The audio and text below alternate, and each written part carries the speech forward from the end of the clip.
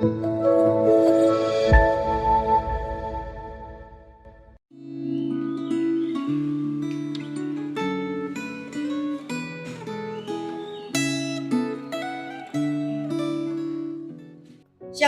salam sejahtera jemaat GKY dimanapun saudara-saudara berada. Tanpa terasa kita sudah memasuki hari kelima di bulan November tahun ini. Oleh sebab itu patutlah kita 2S, syukur dan sukacita atas segala pimpinan, kesetiaan dan kasih setia Tuhan di dalam kehidupan kita. Mari saudara-saudara, sebelum kita merenungkan akan perenungan refleksi Gema pada hari ini, saya mengajak setiap kita tundukkan kepala, kita berdoa. Hati kami limpah dengan syukur ya Tuhan, karena Engkau adalah Allah yang setia memimpin dan memelihara akan kehidupan kami. Sekalipun ada begitu banyak macam peristiwa terjadi dalam dunia ini, namun kasih setia Tuhan tidak pernah beranjak dalam kehidupan kami.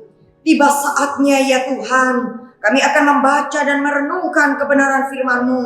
Biarlah hati kami boleh disegarkan dan dikuatkan melalui kebenaran sabda-Mu. Terpujilah nama Tuhan. Di dalam nama Tuhan kami Yesus Kristus kami berdoa. Amin. Perenungan refleksi Gema pada hari ini diambil dari kitab Amos pasal yang ke-6 ayat 1 sampai ayatnya yang ke-14 dengan sebuah tema berkat dan penghukuman. Saya akan membacakan ayat yang pertama dan ayatnya yang terakhir ayat 14 saja. Saudara-saudara di rumah bisa membaca keseluruhan ayat daripada pasal 6 ini. Amos pasal 6 ayat pertama sampai dan ayat 14. Celaka atas orang-orang yang merasa aman di Sion, atas orang-orang yang merasa tentram di gunung Samaria, atas orang-orang terkemuka dari bangsa yang utama, orang-orang yang kepada mereka kaum Israel biasa datang. Sebab sesungguhnya Aku akan membangkitkan suatu bangsa melawan kamu, hai kaum Israel. Demikianlah firman Tuhan Allah semesta alam. Dan mereka akan menindas kamu dari jalan yang menuju ke Hamat sampai ke sungai yang di Araba. Amin. Saudara, pasal 6 ini merupakan peringatan keras Tuhan kepada bangsa Israel, yaitu kepada Samaria dan Yehuda. Melalui Nabi Amos, Tuhan memberikan peringatan kepada Israel agar mereka tidak terlena dengan ketentraman yang mereka rasakan pada saat itu. Bangsa Israel merasa nyaman di Sion dan mereka merasa tentram di gunung Samaria. Bahkan mereka berpikir bahwa segala kenikmatan dan keberhasilan mereka secara materi itu merupakan bukti bahwa mereka hidup di bawah berkat Tuhan. Saudara, Sion adalah kota yang menjadi pusat peribadatan bagi bangsa Yehuda. Tempat di mana mereka biasanya melakukan ritual keagamaan dan mereka mempersembahkan korban persembahan. Mereka berpikir bahwa apa yang mereka lakukan itu sudah memperkenankan hati Tuhan. Namun sayang sekali Alkitab mencatat bahwa Tuhan tidak berkenan atas itu semua. Karena apa yang mereka lakukan itu sekedar ibadah ritual keagamaan. Tanpa disertai dengan pertobatan. Tanpa disertai dengan hati yang takut akan Tuhan. Dan sungguh Tuhan tidak mau berkenan atas segala apa yang mereka lakukan. Saudara-saudara, hal ini menjadi peringatan bagi setiap kita.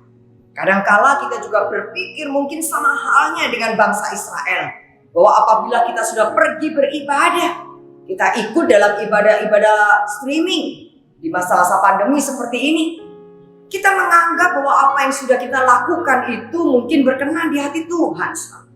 Tetapi saudara, bagian ini mengingatkan bahwa sebuah ibadah yang dilakukan hanya sekedar ritual keagamaan tanpa disertai dengan pertobatan dan hati yang takut kepada Tuhan, itu sangat mendukakan Tuhan, tidak diperkenan oleh Allah dan hanya mendatangkan penghukuman Allah kepada orang yang melakukan hal demikian.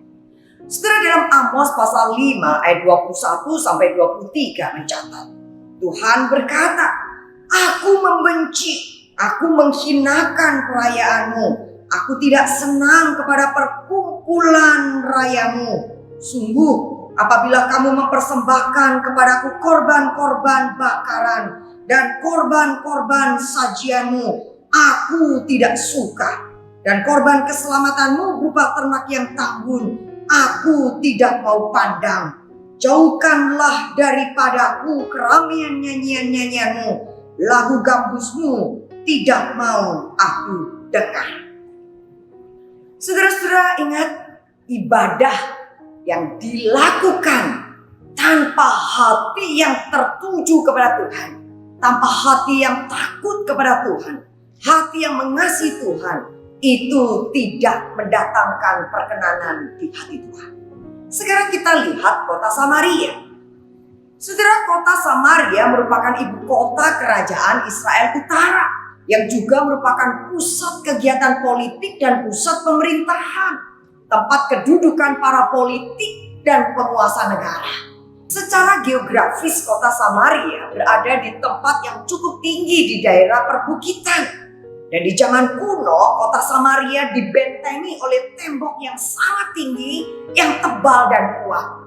Nah, hal ini yang membuat orang-orang Samaria merasa yakin dan merasa aman dengan kondisi lingkungan keadaan kotanya. Sehingga mereka berpikir mereka berada di dalam daerah yang tentram dan aman. Saudara, bangsa Israel merasa tentram karena merasa kotanya kuat. Bangsa Israel merasa aman, merasa tentram karena mereka memiliki harta materi yang melimpah.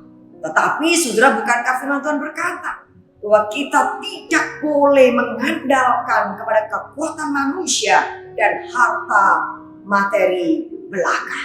Saudara, bagian ini juga mengingatkan kita, bukan berarti kita dilarang untuk menjadi kaya, tetapi kita diingatkan supaya kita berwaspada untuk tidak terpaut kepada kekayaan.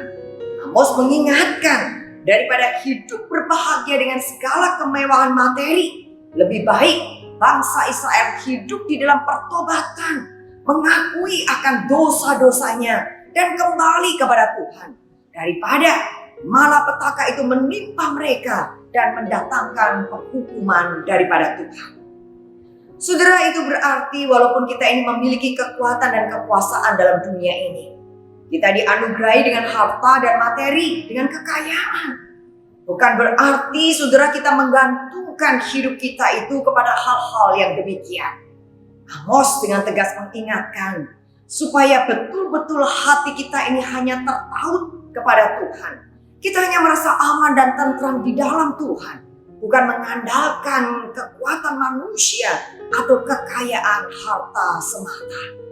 Maka oleh sebab itu, saudara-saudara, mari kita belajar untuk menjadikan berkat Allah itu sebagai bagian dari pemberian Allah, di mana kita bisa memuliakan Dia dan kita pakai itu menjadi saluran berkat bagi sesama. Kita bertanggung jawab atas segala pemberian-pemberian yang Allah berikan di dalam kehidupan kita, sehingga hidup kita bukan mendatangkan penghukuman Tuhan, tetapi mendatangkan berkat dan perkenanan daripada Tuhan. Kiranya Tuhan memberkati setiap kita pada hari ini. Mari kita berdoa. Tuhan, terima kasih untuk firman-Mu yang mengingatkan kami agar kami boleh berwaspada dan tidak terlena dengan kenyamanan dan kemapanan yang ada. Karuniakanlah kepada kami hati yang taat, ya Allah, untuk boleh setia dan terus setia melakukan setiap firman-Mu, hidup yang menyenangkan dan memperkenankan hati-Mu. Biarlah Allah Roh Kudus senantiasa memampukan kami untuk menjalankan setiap firman-Mu. Di dalam nama Kristus Yesus kami berdoa. Amin. Tuhan memberkati.